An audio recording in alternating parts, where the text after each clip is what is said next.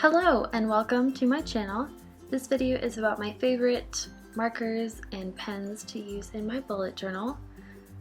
These are not the only ones I use, these are just my favorite, usually for brush lettering, titles, and things like that. I'll be talking about how I like to use these and if they are waterproof or not. I wrote them all down and then went back and tested them later, so the testing is not going to be in this video, but I will let you know. The first pen I'm going to use is a big brush, and it is a Faber-Castell. I picked it up at Hobby Lobby. It is my favorite to use for big titles like month names or page titles. It's mostly waterproof, but there is a little bit of graying if you work it too much.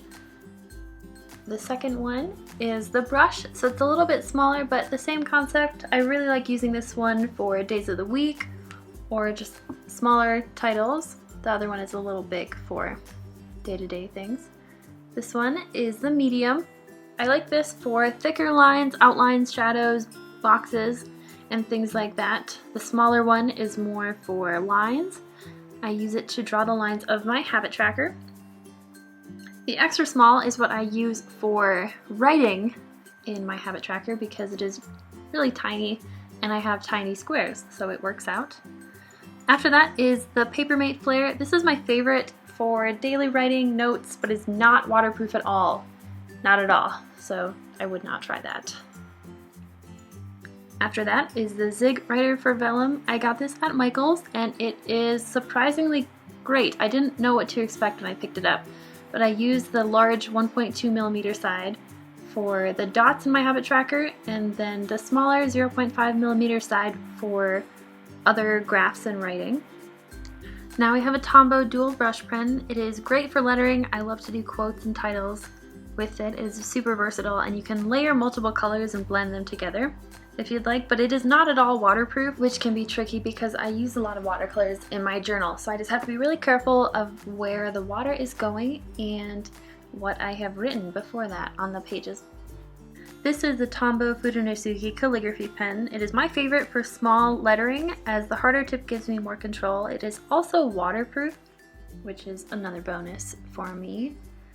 The next one of the same brand, Tombow Fudenosuke calligraphy, is a little harder to write with for me because it has a thicker tip, but some people really like it, so I would say try out both of them. They are great for different things. I can do a lot of lettering with both of them though, but I prefer the one that has the green design on it. This is the Kuretake Bitmoji brush pen in the size medium. They have tons of sizes available, but I felt like it dried out a lot faster than the others, though I did use it a lot because I loved it, and it is also waterproof. I like to use this Pentel gel in the medium when I'm sick of writing in black and white and I want to have a little bit of color in there. It is not waterproof, but it does look really cool if you get water on it.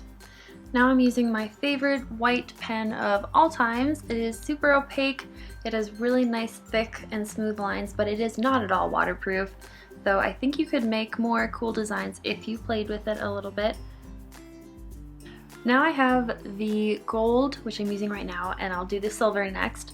Gel pens in 1.0mm. They are my favorite metallic gel pens I've ever found. They have more thick and really opaque lines and they stand out a lot on black or watercolor paper. They are also my favorite for decorating lettering, like adding dots or different designs and borders. They're not waterproof, but the area that got wet when I was testing it became really shimmery, so I think you could try some different things out with that. And then finally I have this jelly roll. It is a little more waterproof than the Uniball, but not the best. It also will bleed. It's nice for a thinner white line, but sometimes isn't opaque enough for me. So these are all of my favorite markers and pens to use in my bullet journal, but I would also like to mention that I use a lot of the Crayola markers for practicing my lettering. I don't use them a ton in my journal because I do watercolor so much and they tend to smear and bleed, but they are nice to practice. I think these are what I started on when I started doing lettering and doing worksheets and things like that, and I improved a lot once I did this. Since they are so cheap, you don't have to worry about wasting them because you can buy them for under $5 pretty much anywhere. So that's it for this video. Thank you for watching, especially if you made it all the way to the end. Let me know if there's anything you'd like to see. I just want to say that I try to make my videos a little shorter than I've seen other people on YouTube because I feel like I don't have 20 minutes to spend looking at pens. I want all the information in a concise form. So let me know if you like that or if you want me to explain things a little bit more, but have a great rest of your day and a great February. I'll be coming out with a new video soon. Thank you.